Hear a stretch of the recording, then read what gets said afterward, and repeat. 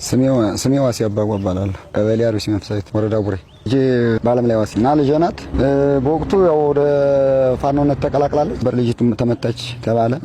ሬሳዋን ያው ከፍነው ሸፍነው አመጡልኝ እና ከዚያ ያው ተመታች ተባለ። በሸራሸብሎ አመጡልን ቀበርነ።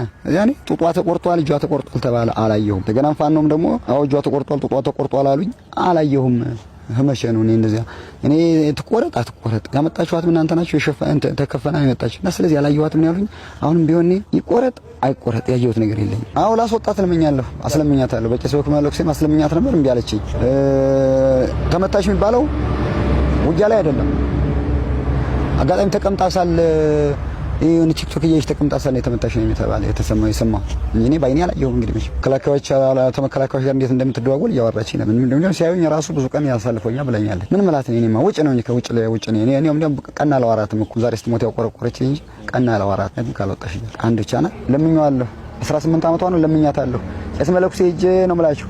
አንድ ብቻ ናት ልጄ። ወንዶች አሁን እንግዲህ ወደ 3 ወደ 4 አሉኝ፣ ግን ልጄ አንድ ናት እና እሷማ ማየትም ማንሳትም እና ለማስወጣት ጥሪ ያለው ሞክር ያለው አልተሳካልኝ እንዲያለች ቀንም እንደሆነ እንዲያውም እንጃኒ ምትቀላት ሰነቱ ነው የሰማሁት።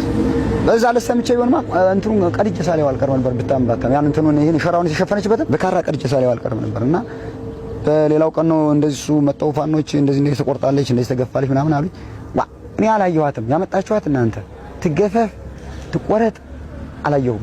እኔ ምንም አይመስለኝም ይሄ ነገር። ምክንያቱም ወይ አይቻት ይሆን አው ለምን ተቆረጠች የሌላ ቦታ ክስ መር ነበር።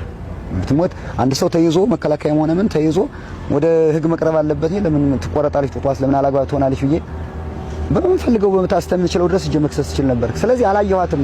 ያላየሁት እኔ ተቆረጥኩ ብዬ ማውራት አልችልም ብዬ ነው የዘጋው።